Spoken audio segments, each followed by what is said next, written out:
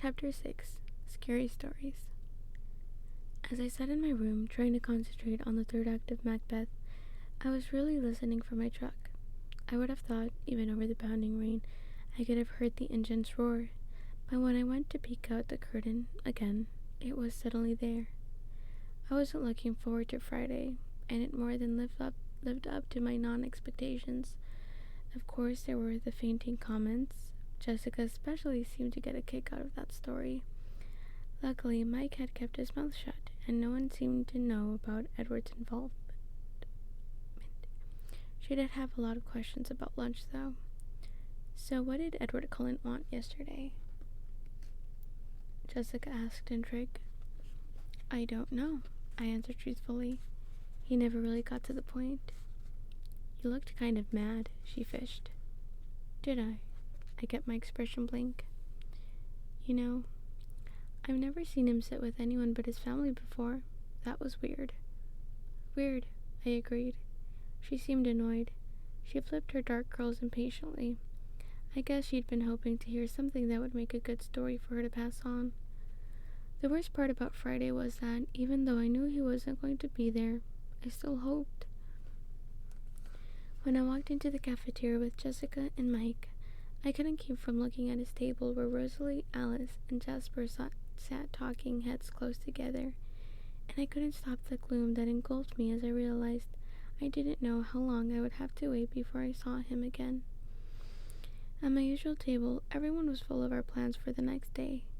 Mike was animated again, putting a great deal of trust in the local weatherman who promised sun tomorrow. I'd have to see that before I believed it, but it was warmer today, almost 60. Maybe the outing wouldn't be completely miserable. I intercepted a few unfriendly glances from Lauren during lunch, which I didn't understand until we were all walking out of the room together. I was right behind her, just a foot from her slick, silver blonde hair, and she was evidently unaware of that. Don't know why Bella, she sneered my name, doesn't just sit with the Cullens from now on. Because my girl can sit wherever the F she wants. Girl. Sorry. I do make comments like that when I actually read books, though. Because I have issues. I heard her muttering to Mike. I had never noticed what an unpleasant, nasal voice she had, and I was surprised by the malice in it. I really didn't know her well at all, certainly not well enough for her to dislike me, or so I thought. She's my friend. She sits with us, Mike whispered back loyally, but also a bit territorially. I paused to let Jess and Angela pass me. I didn't want to hear any more. That night at dinner, Charlie seemed enthusiastic about my trip to La Push in the morning. I think he felt guilty for leaving me home alone in the weekends, but he'd spent too many years building his habits to break them now. Of course, he knew the names of all the kids going, and their parents, and their great-grandparents too, probably. He seemed to approve. I wondered if he would approve of my plan to ride to Seattle with Edward Cullen. Not that I was going to tell him. Dad, do you know a place called Gold Rocks, or something like that? I think it's south of Mount Rainier, I asked casually. Yeah, why? I shrugged. Some kids were talking about camping there. It's not a very good place for camping, he sounded surprised. Too many bears. Most people go there during the hunting season. Oh, I murmured. Maybe I got the name wrong. I meant to sleep in, but an unusual brightness woke me. I opened my eyes to see a clear yellow light streaming through my window. I couldn't believe it. I hurried to the window to check, and sure enough, there was the sun. It was in the wrong place in the sky, too low, and it didn't seem to be as close as it should be, but it was definitely the sun. Clouds ringed the horizon, but a large patch of blue was visible in the middle. I lingered by the window as long as I could, afraid that if I left, the blue would disappear again. The Newton's Olympic Outfitters store was just north of town. I'd seen the store, but I'd never stopped there, not having much need for any supplies required for being outdoors over an extended period of time. In the parking lot, I recognized Mike's Suburban and Tyler's Sentra. As I pulled up next to their vehicles, I could see the group standing around in front of the Suburban. Eric was there, along with 2 other boys I had class with. I was fairly sure their names were Ben and Connor. Jess was there, flanked by Angela and Lauren. 3 other girls stood with them, including one I remembered falling over in gym on Friday. That one gave me a dirty look as I got out of the truck and whispered something to Lauren. Lauren shook out her corn silk hair and eyed me scornfully. So it was going to be one of those days. At least Mike was happy to see me. "You came," he called, delighted. "And I said it would be sunny today, didn't I?" "I told you I was coming," I reminded him. "We're just waiting for Lee and Samantha. Unless you invited someone," Mike added. "Nope," I lied lightly, hoping I wouldn't get caught in the lie, but also wishing that a miracle would occur and Edward would appear. Mike looked satisfied. "Well, you ride in my car? It's that, or Lee's mom's minivan." "Sure." He smiled blissfully. It was so easy to make Mike happy. "You can have shotgun," he promised. I hid my chagrin. It wasn't as simple to make Mike and Jessica happy at the same time. I could see Jessica glowering at us now. The numbers worked out in my favor, though. Lee brought 2 extra people, and suddenly every seat was necessary. I managed to wedge Jess in between Mike and me in the front seat of the Suburban. Mike could have been more graceful about it, but at least Jess seemed appeased. It was only 15 miles to La Push from Forks, with gorgeous, dense green forest edging the road most of the way, and the wide Quileute River snaking beneath it twice. I was glad I had the window seat. We'd rolled the windows down. The Suburban was a bit claustrophobic with 9 people in it, and I tried to absorb as much sunlight as possible. I'd been to the beaches around La Push many times during my Forks summers with Charlie, so the mile-long crescent of First Beach was familiar to me. It was still breathtaking. The water was dark gray, even in the sunlight, white-capped and heaving to the gray rocky shore. Islands rose out of the steel harbor waters with sheer cliff sides, reaching to uneven summits and crowned with austere soaring firs. The beach had only a thin border of actual sand at the water's edge, after which it grew into millions of large, smooth stones that looked uniformly gray from a distance, but close up where every shade of stone could be: terracotta, sea green, lavender, blue-gray, dull gold. The tide line was strewn with huge driftwood trees, bleached bone white in the salt waves, some piled together against the edge of the forest fringe, some lying solitary just out of reach of the waves. I'm reading wrong, so my throat is hurting. Yesterday, I managed to read in the way where my throat wasn't killing me by the end. There was a brisk wind coming off the waves, cool and briny. Pelicans floated on the swells while seagulls and a lone eagle wheeled above them. The clouds still circled the sky, threatening to invade at any moment, but for now, the sun shone bravely in its halo of blue sky. We picked our way down to the beach, Mike leading the way to a ring of driftwood logs that had obviously been used for parties like ours before. There was a fire circle already in place, filled with black ashes. Eric and the boy I thought was named Ben gathered broken branches of driftwood from the dryer piles against the forest edge, and soon had a teepee-shaped construction built atop the old cinders. "Have you ever seen a driftwood fire?" Mike asked me. I was sitting on one of the bone-colored benches, the other girls clustered, gossiping excitedly on either side of me. Mike kneeled by the fire, lighting one of the smaller sticks with a cigarette lighter. "No," I said as he placed the blazing twig carefully against the teepee. "You'll like this, then. Watch the colors." And from this moment on, I have wanted to see one myself so much.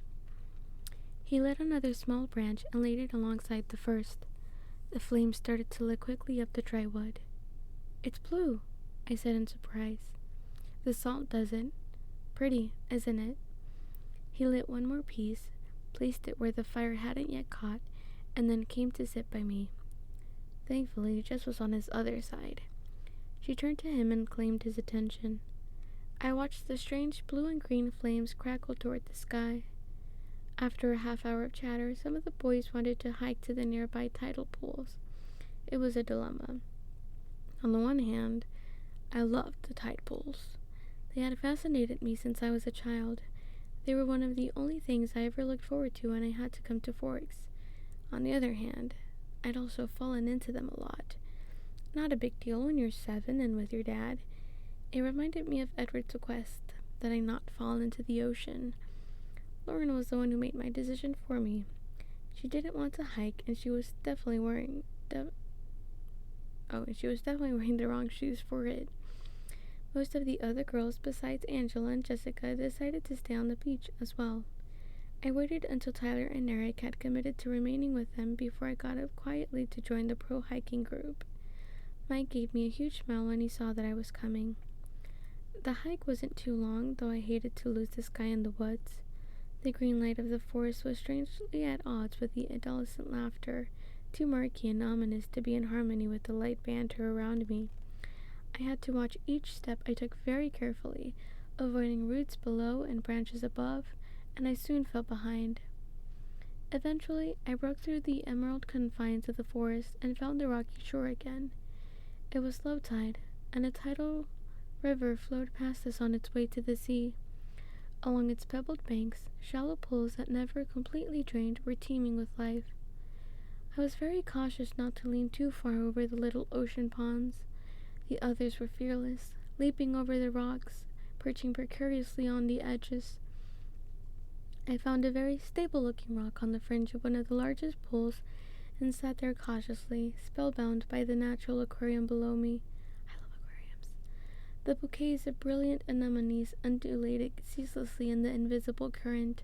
Twisted shells scurried about the edges, obscuring the crabs within them. Starfish stuck motionless to the rocks and each other, while one small black eel with white racing stripes wove through the bright green weeds, waiting for the sea to return. I was completely absorbed, except for one small part of my mind that wondered what Edward was doing now, and trying to imagine what he would be saying if he were here with me. Finally, the boys were hungry, and I got up stiffly to follow them back. I tried to keep up better this time through the woods, so naturally, I fell a few times. I got some shallow scrapes on my palms, and the knees of my jeans were stained green, but it could have been worse. When we got back to First Beach, the group we'd left behind had multiplied. As we got closer, we could see the shining straight black hair and copper skin of the newcomers. Teenagers from the reservation come to socialize. The food was already being passed around, and the boys hurried to claim a share while Eric introduced us as we each entered the driftwood circle. Angela and I were the last to arrive, and as Eric said our names, I noticed a younger boy sitting on the stones near the fire glanced up at me in interest. I sat down next to Angela, and Mike brought us sandwiches and an array of sodas to choose from, while a boy who looked to be the oldest of the visitors rattled off the names of the 7 others with him. All I caught was that one of the girls was also named Jessica, and the boy who noticed me was named Jacob. It was relaxing to sit with Angela. She was a restful kind of person to be around. She didn't feel the need to fill every silence with chatter. She left me free to think, undisturbed, while we ate. And I was thinking about how disjointedly time seemed to flow in Forks, passing in a blur at times, with single images standing out more clearly than others, and then, at other times, every second was significant, etched in my mind. I knew exactly what caused the difference, and it disturbed me. During lunch, the clouds started to advance, slinking across the blue sky, turning in front of the sun momentarily, casting long shadows across the beach and blackening the waves. As they finished eating, people started to drift away in 2s and 3s. Some walked down to the edge of the waves, trying to skip rocks across the choppy surface. Others were gathering a second expedition to the tide pools. Mike, with Jessica shadowing him, headed up to the one shop in the village. Some of the local kids went with them. Others went along on the hike. By the time they all had scattered, I was sitting alone on my driftwood log, with Lauren and Tyler occupying themselves by the CD player someone had thought to bring. and 3 teenagers from the reservation perched around the circle, including the boy named Jacob and the oldest boy who had acted as spokesperson. A few minutes after Angela left with the hikers, Jacob sauntered over to take her place by my side. He looked 14, maybe 15, and had long, glossy black hair pulled back with a rubber band at the nape of his neck. His skin was beautiful, silky and russet-colored. His eyes were dark, set deep above the high planes of his cheekbones. He still had just a hint of childish roundness left around his chin. Altogether a very pretty face. However, my positive opinion of his looks was damaged by the first words out of his mouth. "You're Isabella Swan, aren't you?" It was like the first day of school all over again. "Bella," I sighed. "I'm Jacob Black." He held his hand out in a friendly gesture. "You bought my dad's truck." "Oh," I said, relieved, shaking a sleek hand. "You're Billy's son. I probably should remember you." "No, I'm the youngest of the family. You would remember my older sisters." "Rachel and Rebecca," I suddenly recalled. Charlie and Billy had thrown us together a lot during my visits to keep us busy while they fished. We were all too shy to make much progress as friends. Of course, I'd kicked up enough tantrums to end the fishing trips by the time I was 11. "Are they here?" I examined the girls at the ocean's edge, wondering if I would recognize them now. "No," Jacob shook his head. "Rachel got a scholarship to Washington State, and Rebecca married a Samoan surfer. She lives in Hawaii now." "Married? Wow." I was stunned. The twins were only a little over a year older than I was. "So how do you like the truck?" he asked. "I love it. It runs great." "Yeah, but it's really slow," he laughed. I was so relieved when Charlie bought it. My dad wouldn't let me work on building another car when we had a perfectly good vehicle right there. "It's not that slow," I objected. "Have you tried to go over 60? "No," I admitted. "Good. Don't." He grinned. I couldn't help grinning back. "It does great in a collision," I offered in my truck's defense. "I don't think a tank could take out that old monster," he agreed with another laugh. "So you build cars?" I asked, impressed. "When I have free time and parts. You wouldn't happen to know where I could get my hands on a master cylinder for a 1986 Volkswagen Rabbit?" he added jokingly. He had a pleasant, husky voice. "He would also be good for ASMR." "Sorry," I laughed. "I haven't seen any lately, but I'll keep my eyes open for you." As if I knew what that was. He was very easy to talk with. He flashed a brilliant smile, looking at me appreciatively in a way I was learning to recognize. I wasn't the only one who noticed. "You know Bella, Jacob?" Lauren asked, in what I imagined was an insolent tone from across the fire. "We've sort of known each other since I was born," he laughed, smiling at me again. "How nice." She didn't sound like she thought it was nice at all, and her pale, fishy eyes narrowed. "Bella," she called again, watching my face carefully. "I was just saying to Tyler that it was too bad none of the Cullens could come out today. Didn't anyone think to invite them?" Her expression of concern was unconvincing. "You mean Dr. Carlisle Cullen's family?" the tall, older boy asked before I could respond, much to Lauren's irritation. He was really closer to a man than a boy, and his voice was very deep. "Yes. Do you know them?" she asked condescendingly, turning halfway toward him. "The Cullens don't come here," he said in a tone that closed the subject, ignoring her question. Tyler, trying to win back her attention, asked Lauren's opinion on the CD he held. She was distracted. I stared at the deep-voiced boy, taken aback, but he was looking away toward the dark forest behind us. He'd said that the Cullens didn't come here, but his tone had implied something more, that they weren't allowed, they were prohibited. His manner left a strange impression on me, and I tried to ignore it without success. Jacob interrupted my meditation. "So is Forks driving you insane yet?" "Oh, I'd say that's an understatement," I grimaced. He grinned understandingly. I was still turning over the brief comment on the Cullens, and I had a sudden inspiration. It was a stupid plan, but I didn't have any better ideas. I hoped that young Jacob was as yet inexperienced around girls, so that he wouldn't see through my sure-to-be pitiful attempts at flirting. "Do you want to walk down the beach with me?"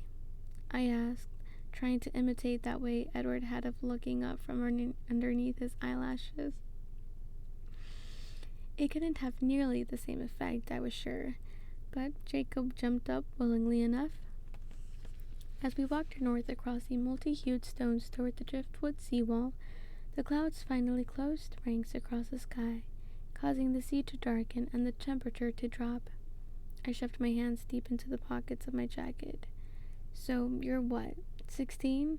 I asked, trying not to look like an idiot as I flirted my eyelids the way I'd seen girls do on TV. "I just turned 15, he confessed, flattered. "Really?" My voice was full of false surprise. "I would have thought you were older." "I'm tall for my age," he explained. So bad. "Do you come up to Forks much?" I asked archly, as if I was hoping for a yes. I sounded idiotic to myself. I was afraid he would turn on me with disgust and accuse me of fraud, but he still seemed flattered.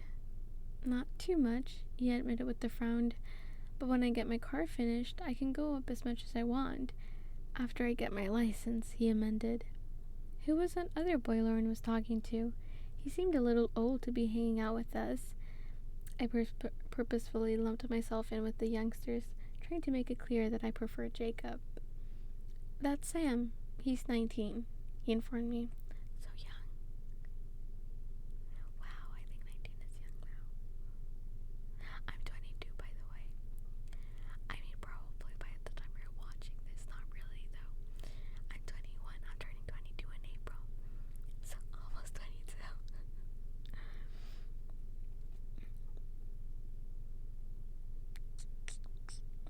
What was he saying about the doctor's family? I asked innocently. "The Cullens? Oh, they're not supposed to come onto the reservation." He looked away, out toward James Island, as he confirmed what I thought I'd heard in Sam's voice. "Why not?" He glanced back at me, biting his lip. "Oops, I'm not supposed to say anything about that." "Oh, I won't tell anyone. I'm just curious." I tried to make my smile alluring, wondering if I was laying it on too thick. He smiled back, though, looking lured. Lured? Then he lifted one eyebrow, and his voice was even huskier than before. "Do you like scary stories?" he asked ominously. "I love them," I enthused, making an effort to smolder at him. Jacob strolled to a nearby driftwood tree that had its roots sticking out like the attenuated legs of a huge, pale spider.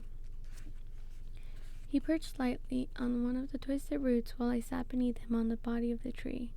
He stared down at the rocks, a smile hovering around the edges of his broad lips. I could see he was going to try to make this good. I focused on keeping the vital interest I felt out of my eyes. "Do you know any of our old stories about where we come from? The Quillets, I mean," he began. "Not really," I admitted. "Well, there are lots of legends, some of them claiming to date back to the flood.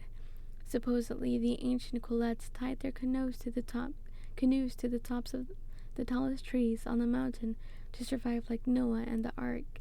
He smiled to show me how little stock he put in his histories.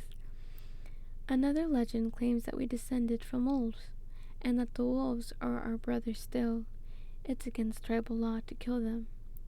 Then there are the stories about the Cold Ones." His voice dropped a little lower. "The Cold Ones?" I asked, not faking my intrigue now. "Yes. There are stories of the Cold Ones as old as the wolf legends, and some much more recent. According to legend, my own great-grandfather knew some of them. He was the one who made the treaty that kept them off our land." He rolled his eyes. "Your great-grandfather?" I encouraged. "He was a tribal elder, like my father. You see, the Cold Ones are the natural enemies of the wolf. Well, not the wolf, really, but the wolves that turn into men, like our ancestors. You would call them werewolves." Werewolves have enemies? Only one. I stared at him earnestly, hoping to disguise my impatience as admiration. So you see, Jacob continued, the Cold Ones are traditionally our enemies. But this pack that came to our territory during my great-grandfather's time was different. They didn't hunt the way others of their kind did. They weren't supposed to be dangerous to the tribe, so my great-grandfather made a truce with them. If they would promise to stay off our lands, we wouldn't expose them to the palefaces. He winked at me. If they weren't dangerous, then why? I tried to understand, struggling not to let him see how seriously I was considering his ghost story. There's always a risk for humans to be around the Cold Ones, even if they're civilized like this clown was. You never know when they might get too hungry to resist. He deliberately worked a thick edge of menace into his tone. What do you mean, civilized? They claim that they didn't hunt humans. They supposedly were somehow able to prey on animals instead. I tried to keep my voice casual. So how does it fit in with the Cullens? Are they like the Cold Ones your great-grandfather met? No, he paused dramatically. They are the same ones. He must have thought the expression on my face was fear inspired by his story. He smiled, pleased, and continued. There are more of them now, a new female and a new male, but the rest are the same. In my great-grandfather's time, they already knew of the leader, Carlisle. He'd been here and gone before your people had even arrived. He was fighting a smile. And what are they? I finally asked. What are the Cold Ones? He smiled darkly. Blood drinkers, he replied in a chilling voice. Your people call them vampires. I stared out at the rough surf after he answered, not sure what my face was exposing. You have goosebumps, he laughed delightedly. You're a good storyteller, I complimented him, still staring into the waves. Pretty crazy stuff, though, isn't it? No wonder my dad doesn't want us to talk about it to anyone. I couldn't control my expression enough to look at him yet. Don't worry, I won't give you away. I guess I just violated the treaty, he laughed. I'll take it to the grave, I promised, and then I shivered. Seriously though, don't say anything to Charlie. He was pretty mad at my dad when he heard that some of us weren't going to the hospital since Dr. Cullen started working there. I won't, of course not. So do you think we're a bunch of superstitious natives or what? He asked in a playful tone, but with a hint of worry. I still hadn't looked away from the ocean. I turned and smiled at him as normally as I could. No, I think you're very good at telling scary stories, though. I still have goosebumps, see? I held up my arm. Cool, he smiled. And then the sound of the beach rocks clattering against each other warned us that someone was approaching. Our heads snapped up at the same time to see Mike and Jessica about 50 yards away walking toward us. There you are, Bella, Mike called in relief, waving his arms over his head. Is that your boyfriend? Jacob asked, alerted by the jealous edge in Mike's voice. I was surprised it was so obvious. No, definitely not, I whispered. I was tremendously grateful to Jacob and eager to make him as happy as possible. I winked at him, carefully turning away from Mike to do so. He smiled, elated by my inept flirting. So when I get my license, he began, you should come see me in Forks. We could hang out sometime. I felt guilty as I said this, knowing that I'd used him, but I really did like Jacob. He was someone I could easily be friends with.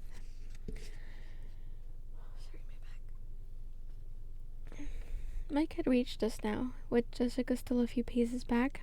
I could see his eyes appraising Jacob and looking satisfied at his obvious youth. Where have you been? He asked, though the answer was right in front of him. Jacob was just telling me some local stories, I volunteered. It was really interesting. I smiled at Jacob warmly, and he grinned back. Well, Mike paused, carefully reassessing the situation as he watched our camaraderie. We're packing up. It looks like it's going to rain soon. We all looked up at the glowering sky. It certainly did look like rain. Okay, I jumped up. I'm coming. It was nice to see you again, Jacob said, and I could tell he was taunting Mike just a bit. It really was. Next time Charlie comes down to see Billy, I'll come too, I promised. His grin stretched across his face. That would be cool. And thanks, I added earnestly.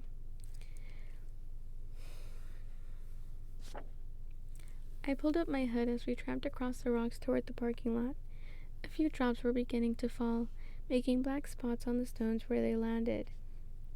When we got to the Suburban, the others were already loading everything back in. I crawled into the backseat by Angela and Tyler, announcing that I'd already had my turn in the shotgun position.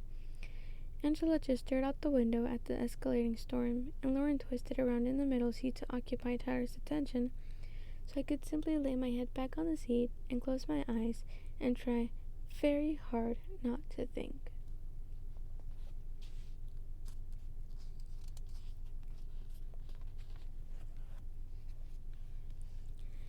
And there we have it, ladies and gentlemen. I feel like that was a bit of a longer chapter, or maybe it's just my throat is a little tired. My eyes are tired. I'm just very tired in general. I'm very ready to go to sleep and just let my throat rest. Because I feel like an itch in the back. But that is chapter 6 for you. Thank you for coming today again. Or maybe you're binge watching this. Thank you very much for doing so. Or maybe you're just, spacing it out in a couple of days. Thank you for sticking around anyways, from, coming here when you feel like it's time, when you can, or when you want to. I still appreciate that too. I think, if you don't mind, we're just gonna do a little bit of tapping. And then that's gonna be it for today. I'm just really sleepy.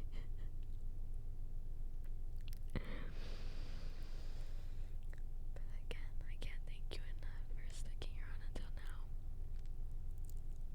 Or just clicking on a video of mine. It means a lot to me. Thank you. So with that, come tomorrow for the next chapter. We're getting to good stuff. I hope you rest well, that you wake up and you feel good and energized. I am so